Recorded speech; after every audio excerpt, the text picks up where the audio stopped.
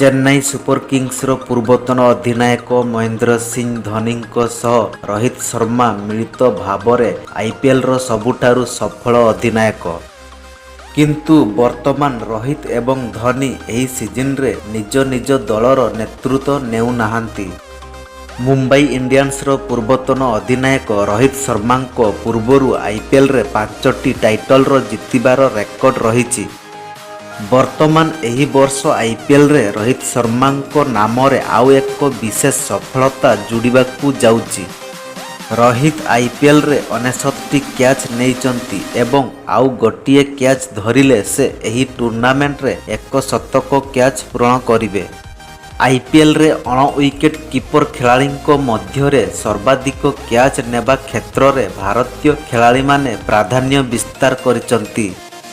ଆଇପିଏଲ୍ରେ ଅଧିକ କ୍ୟାଚ୍ ଧରିବାର ରେକର୍ଡ ପୂର୍ବତନ ଚେନ୍ନାଇ ସୁପର କିଙ୍ଗସ୍ର ଖେଳାଳି ସୁରେଶ ରାଇନାଙ୍କ ନାମରେ ଅଛି, ଯିଏ 109ଟି କ୍ୟାଚ୍ ନେଇଥିଲେ।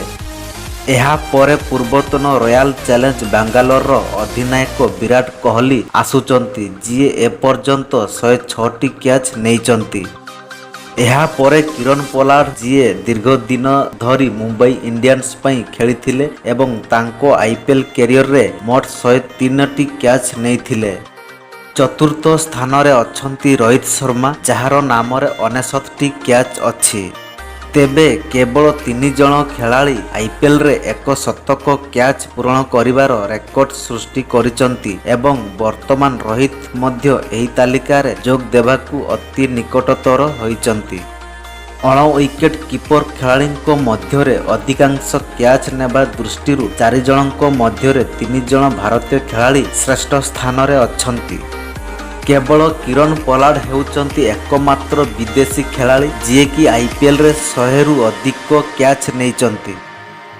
ଆଇପିଏଲ୍ରେ ସବୁଠାରୁ ଅଧିକ catch Suresh Raina 109ଟି, Virat Kohli 106ଟି, Kieron Pollard 103ଟି ଏବଂ ରୋହିତ ଶର୍ମା 59ଟି କ୍ୟାଚ୍ ନେଇଛନ୍ତି। ଆଇପିଏଲ୍ରେ ସର୍ବାଧିକ କ୍ୟାଚ୍ ନେଇଥିବା ଶ୍ରେଷ୍ଠ 4 ଜଣ ଖେଳାଳିଙ୍କ ମଧ୍ୟରେ ରୋହିତ ଏବଂ କୋହଲି କେବଳ 2 ଜଣ ଖେଳାଳି ଅଛନ୍ତି ଯେଉଁମାନେ ସକ୍ରିୟ ଅଛନ୍ତି ଏବଂ ଏହି ଟୁର୍ଣ୍ଣାମେଣ୍ଟରେ ନିଜ ଦଳ ପାଇଁ ଖେଳୁଛନ୍ତି।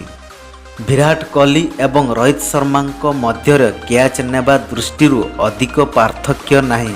ବର୍ତ୍ତମାନ ଆଇପିଏଲ୍ର ସିଜନ୍ ଆରମ୍ଭ ହୋଇଛି, ତେଣୁ ଏହି 2 ଜଣ ମହାନ ଖେଳାଳିଙ୍କ ମଧ୍ୟରେ ପରସ୍ପରକୁ ଅତିକ୍ରମ କରିବାର ସୁଯୋଗ ପାଇବେ। ଏହା ସହିତ ବିରାଟ କୋହଲି ମଧ୍ୟ ସୁରେଶ ରାଇନାଙ୍କୁ ଅତିକ୍ରମ କରି ସର୍ବାଧିକ କ୍ୟାଚ୍ ନେବାର ରେକର୍ଡ ସୃଷ୍ଟି କରିବାର ସୁଯୋଗ ପାଇବେ।